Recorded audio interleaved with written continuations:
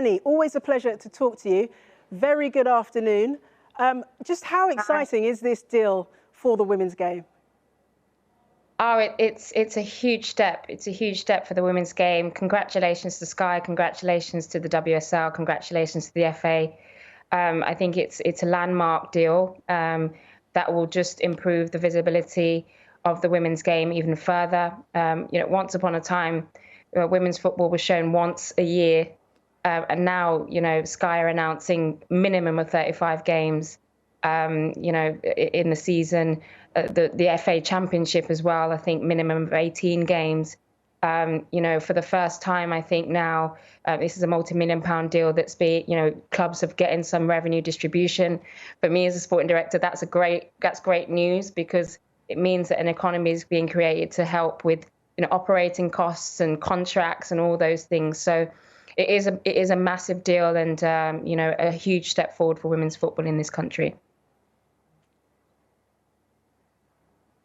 It certainly is. Now, this season has been pretty competitive, but I mean, it's only going to step up next season, I'm sure. So what are you most excited about ahead of the new season?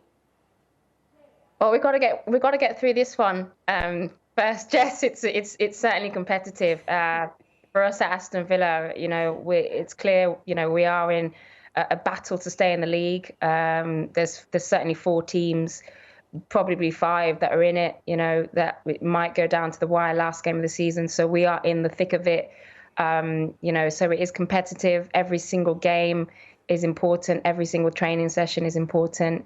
And I have to say credit to the players who've continued to stay focused through what has been a really, really challenging year with COVID and all the different game cancellations, etc. So it's a fight to stay in the league, but we're certainly up for it and certainly focused on trying to get those get results.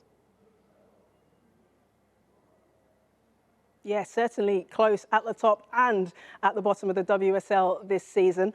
Now, I wonder, what about the young talent coming through at the top of the women's game? There's been some standout performances from young players such as Chloe Kelly and Ebony Salmon, for example. But who's caught your eye? Well, Ebony Salmon has definitely caught my eye. As a forward, I do obviously watch forwards a little bit more closely. Chloe Kelly obviously has, had a great season at City as well. But for me, Ebony Salmon has really been the standout. For Bristol has scored, a lot of their goals. Is such a difficult striker to play against. Plays off the shoulder, quick. We saw her assisting as well the other day against Reading. So I think, and she's got into the England team as well. So a player that, I've really admired this season. I hope she doesn't perform too well against us when we play later on in the season. But I think she thoroughly deserves her England call-up and has performed very, very well for her team this season. Now, as you mentioned, it is a very competitive season in the Women's Super League, particularly at the top in terms of the title race between Manchester City and Chelsea, your old club. Now, you obviously won multiple league titles with Chelsea, so you know what it takes. It looks like it's going to be a real nail-biter going down to the final game of the season. How do you call it? Oof. I mean, if you're asking me to call it, obviously I edge towards Chelsea. I think that is one of the best squads in the world. Emma Hayes has built such a competitive squad. I think their forward line in of itself, could get into any single top team in the world, with the likes of Sam Kerr, Fran Kirby, Pernilla Harder. So, I think, for me, my Chelsea bias comes out. I do think they'll edge it. And, they'll hopefully go all the way in Europe as well. But again, great to see another title race being so close. Great for the fans watching at home and the neutrals. But I'll edge towards Chelsea on that one. Yeah, no surprises there, Eni. Now, talking about issues off the pitch, and it's been much discussed in recent weeks about the lack of diversity within the women's game. Casey Stoney, the Manchester United manager, has made comments about it recently. I'd love to get your take on it, Eni, and perhaps whether you feel as though progress has been made since your playing days. I'm not sure progress has been made. I think when you look at the representation across the women's team, the England team, it is concerning.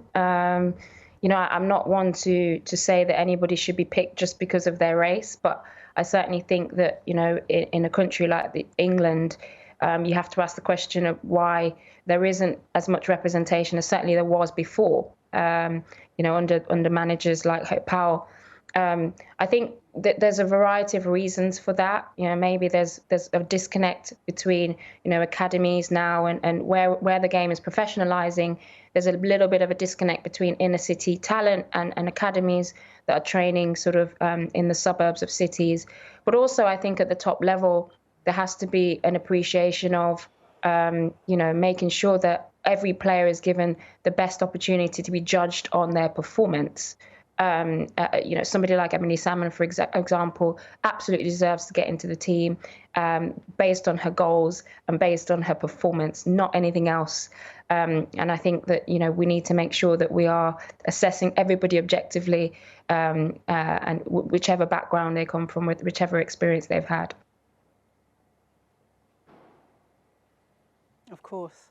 Now, Eni, just to focus on you for a moment, you've gone from England centurion to Chelsea legend to director of women's football at Aston Villa. I mean, what has the transition been like? And of all the times for you to step off the pitch and try to help run a football club during a worldwide pandemic, it must have been quite some challenge.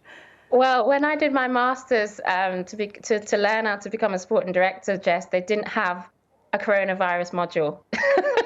It wasn't on the course, so I had to learn on the job.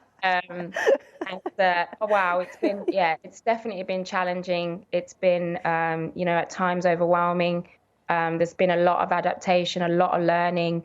But look, that's the best way to learn. That's the best way to figure out what to do. Obviously I'm not working in isolation. We've got an operations team, a staff team, a management team, the club. Many people at the club have really worked hard to make sure that, we're in the best position to play as well. So thanks to all of them. But yeah, it's been tough. And it's not just been tough for obviously Aston Villa, it's been tough for every single team, men's football, women's football. For everyone, it's been a tough year. And hopefully we can, we can come out of it and look forward to a better summer.